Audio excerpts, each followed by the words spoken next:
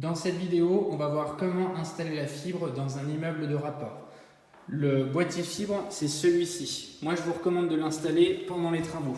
Vous voyez, par exemple, pour cette rénovation, il y a tous les corps de métier qui interviennent. Et donc, ça vous permet de mettre des gaines et de passer la fibre derrière le placo et où vous souhaitez. Moi, je choisis de le mettre là pour le meuble télé et la box internet. On aurait pu aussi le mettre sur ce mur-là, mais là, on n'avait pas le choix. C'est un mur porteur, il y a des goulottes. Donc, on ne peut pas mettre de gaine ou alors c'est un câble qui est apparent. Et donc, la fibre, elle arrive forcément par l'extérieur de l'appartement. C'est le câble qui est noir ici. Il faut vérifier déjà auprès de votre opérateur que le câble fibre passe, que la fibre passe dans la rue.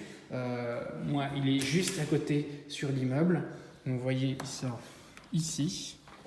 Donc, il faut faire un trou qui a accès dans l'appartement et puis relier le câble au boîtier fibre qui est juste ici. Voilà.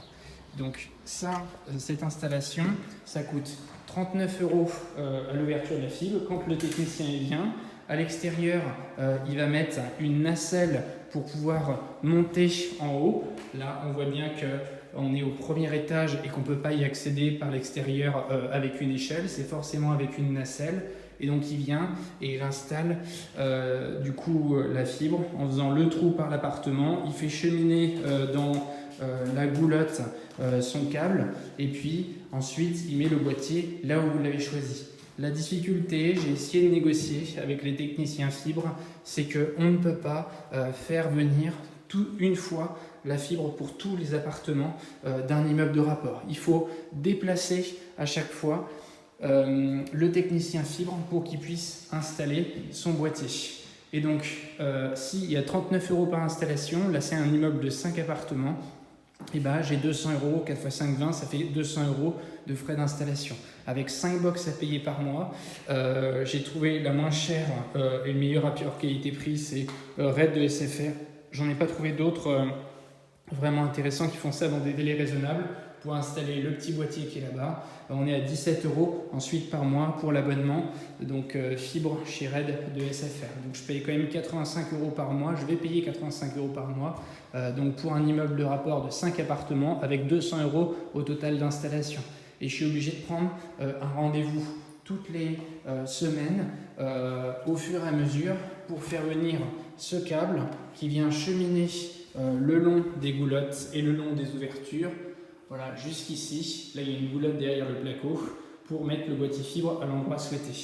Donc c'est particulièrement contraignant parce que sur 5 semaines, une fois par semaine, je dois bloquer sur un temps de 8 h à midi une plage horaire pour que le technicien fibre puisse venir. Il n'est pas possible de fixer un horaire fixe dans la matinée, par exemple à 9 h le 10 juillet.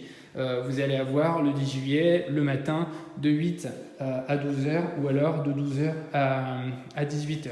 C'est sur des 4 heures de plage horaire. Donc ça, c'est vraiment contraignant en termes de timing. On perd du temps, on perd de l'argent, c'est coûteux. Il n'y a pas d'offre groupée. J'ai pas trouvé de solution. Même une fois que le technicien fibre est sur place, il ne veut pas faire l'installation des autres boîtiers. Il faut savoir que pour lui, là, ce boîtier qu'il installe, moi je paye 39 €, lui il est rémunéré 197. Donc il faut savoir que l'opérateur téléphonique perd de l'argent parce que ça lui coûte plus cher l'opérateur téléphonique parce qu'il doit payer donc le technicien fibre qui est un intermédiaire, hein, c'est pas un opérateur de SFR, France Télécom, Free ou ce que vous voulez, c'est des indépendants, ils doivent payer leur nacelle, ils ont leurs frais et le matériel leur est fourni et après ils installent la box qui est ici, je viens de la ranger, mais il y a la box qui est branchée et fonctionnelle et vous êtes prêt à avoir internet. Malheureusement, évidemment, comme il faut anticiper, on fait ça pendant les travaux et là pendant 1 ou 2 mois, je vais avoir à payer une box alors qu'elle ne va pas être utilisée. Voilà, j'ai pas d'autre solution. La solution pour moi c'est l'anticipation. Après il faut aussi prévoir ces coûts-là supplémentaires dans les travaux.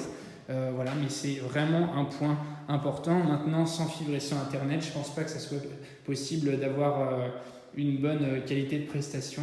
Si évidemment vous avez la fibre qui passe dans votre rue, il faut vraiment l'installer dans l'immeuble de rapport. Voilà. Si vous avez des questions, n'hésitez pas dans les commentaires, des réactions ou des meilleures solutions à proposer.